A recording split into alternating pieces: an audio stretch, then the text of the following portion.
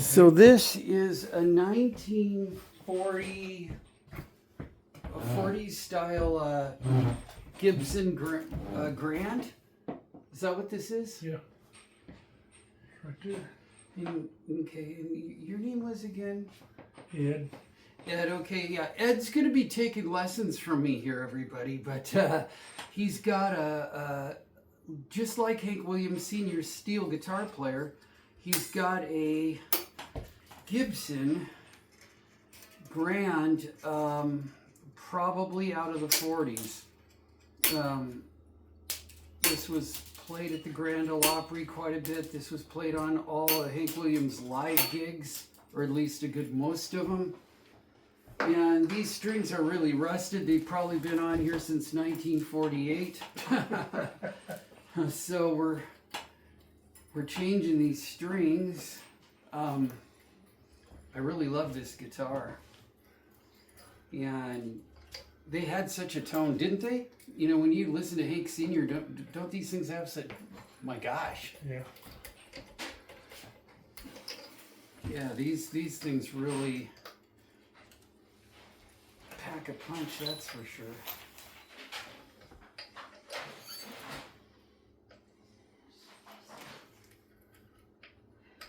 I think I got everything that, there's one in the tree. Yeah, just these things just, you know, they, at the factory they use electric drills on these. Yeah.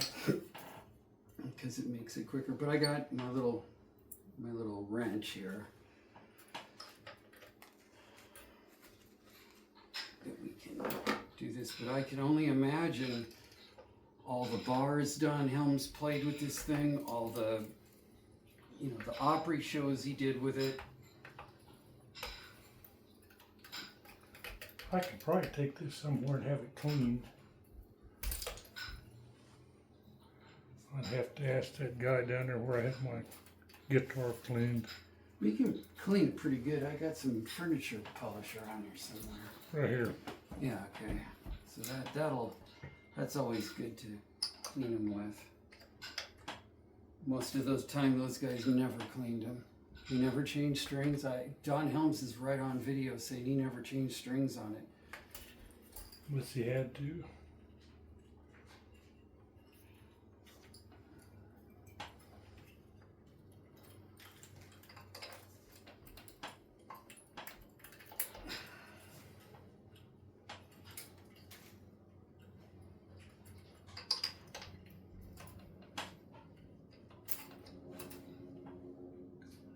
Do they make a book that tells you about playing one of these? Do you know? I've heard there's very few books on these. If I wanted a book, I'd probably go to get online to try to see something like from Jerry Bird.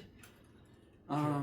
Online is Don Helms tunings, so you want gauge of strings, some tunings, some stuff like that. They at least got the tunings that he used. He used an E13.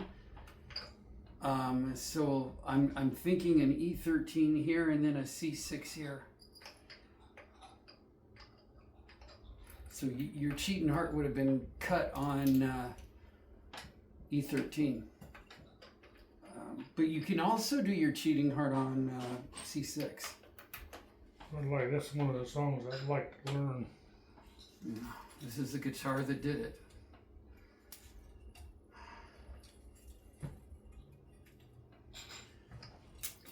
Yeah. It sounds like a lost highway. And, oh my gosh. Yeah. Cold, Cold Heart was cut on this.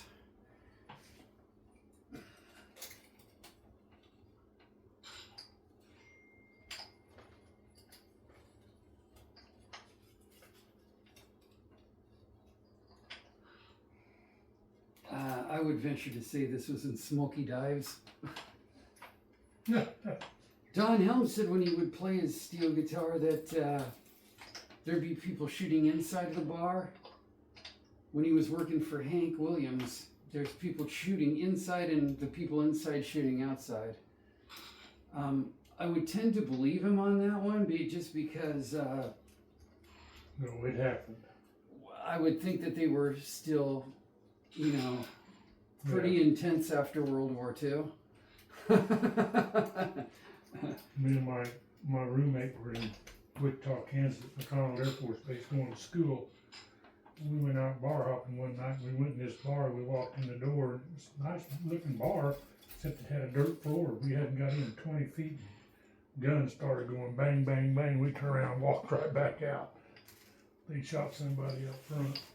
Oh my gosh. So, just step to the side here a little bit, right over here, so I can hand them right to you. Okay. Yeah, there we go. And these are good to, you can get these at the guitar shop. That handle? Yeah, just like that. They make things so much easier, or like I said, or hook yourself up with Right there. with a drill. Back up the other way. Right there. Yeah. It sometimes you have to go backwards and forwards with them to get them to, especially as long as these things have been on here. Yeah, I mean, obviously they've been here a while. Good night. I mean, these strings are really rusty.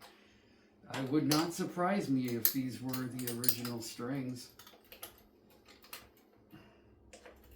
Well, when my dad died, my mother gave it to me. Did he play it? My dad? Yeah. Oh yeah, he could play it. If it had strings, he could play it. He could come in or sit down and listen to a song, get up and go down and sit down to the steel or standard or a fiddle and play it. Or a piano. He could play about anything. There we go.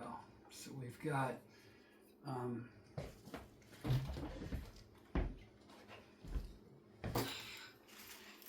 here's a piece of string right there, down in there. I just can't get it. It's not attached, I don't think. Can't get my finger down in there. no, we won't just quite worry about that yet. We'll just try to get some of the surface, especially these marker boards. Try to get some of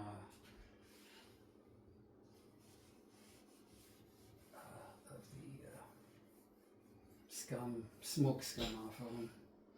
We played in dance halls. You and your dad? My dad did. So did you sit and watch him play this thing? Every day I could. So,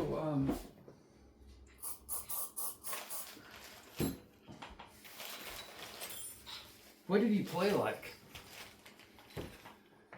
Well, he could hang with Jerry Bird and Chet Atkins. Okay, so he was the best. He was one of the better ones. All right.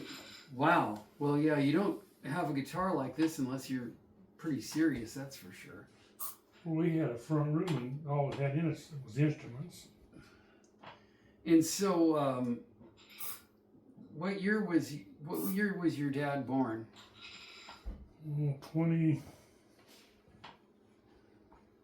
around 23, somewhere in there.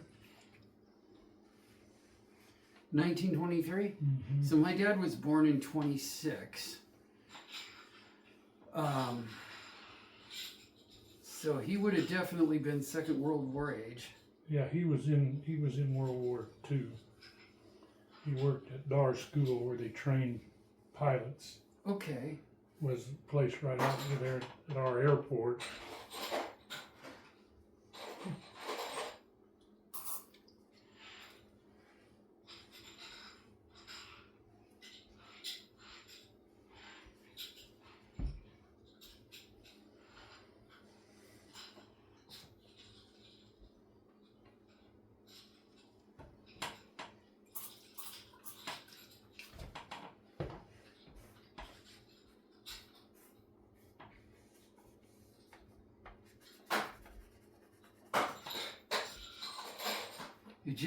Helms started with that, like my four-necker over there. He started with a double neck Fender.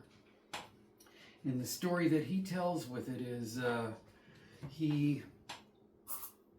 guy came to where they were playing if I have the story right, and he said to Helms, he goes, he wanted to trade him straight across. And I think Helms, he wanted an extra $100 for it or something like that.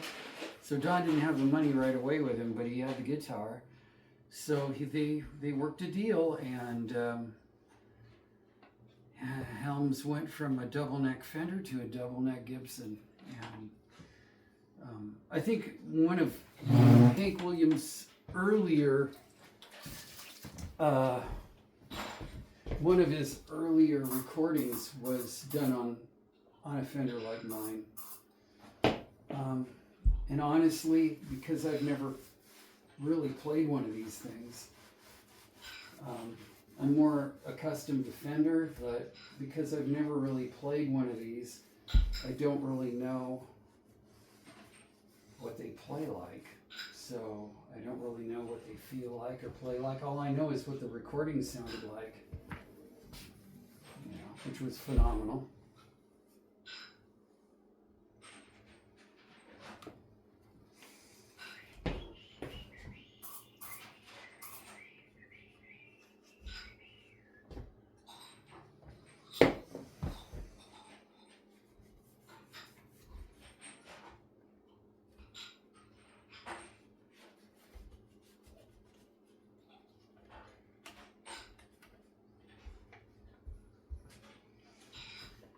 What years was he playing this back in the 40s? Mm-hmm. Okay, here's some of the binding. Yeah, there's a piece right there. It's loose. That little piece is gone. You have the extra? Okay, you don't have that piece. Okay, that's okay. I can glue that down. We can find you somebody that does binding like this, that knows how to repair that, with the right type of glue and that type of thing. We're just cleaning it up right now to so that we can not get dirty when we play it. First I thought I got a little bitty vacuum cleaner that looks kind of like a gun. You hold it in your hand and it's pretty powerful. Got some on there too, just liquid left on there.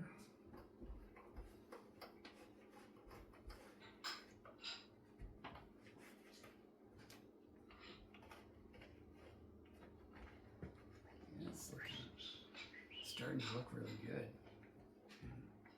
Feel good. And then, do you know what years he was playing this guitar? Like 40s through the 50s or something, or? Well, let's see. He played it from. Gosh, let's see. So I was like about 3 or 4 years old. He went to Grand Canyon. Him and my mother and my oldest sister went to Grand Canyon. I stayed with my grandparents, and he played out there. But they would on a Friday and Saturday. The Friday night they'd drive into Prescott, and he'd play on Whiskey Row Friday night and Saturday What year was night. it? What year did you say that was? Yeah, I was 3, 4, so somewhere right along in there. So that's damn near 80 years ago. Well, let's see. Yeah, it would have been 70, about 75, 76 years, I guess, somewhere in there. It's So hard you're to looking tell. probably the early 50s, no? Yeah. Late 40s. Well, no, because he played on radio and TV from like 1950, 51 to 54, I think, with Max Sanders. Okay. Played on KFBI out of Wichita and KFH. So this guitar was out of Arizona all this time. Well, it just come out here when I come. Oh, okay. Well, no, that's not true. It come when he died. My mother gave it to me, and I brought it out here. Right. So I've been out here 55 years. I lived right here in Mesa for 20 years. Then I lived out between Snowflake and Concho for 30 some years.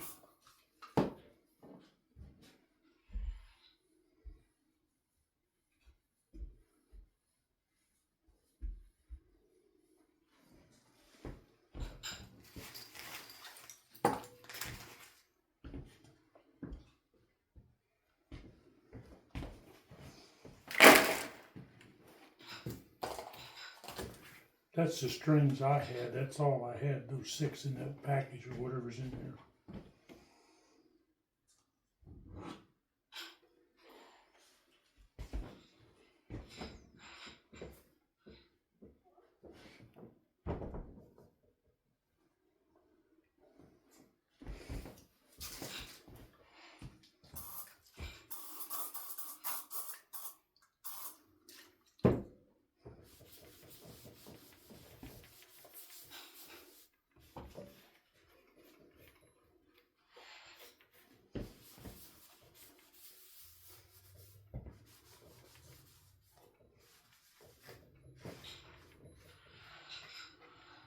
Okay, so the undercarriage is cleaned up pretty good, and the guitar is, there we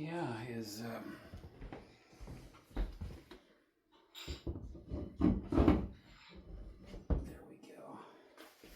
Well, now it's time to put strings on this bad boy, I think. So,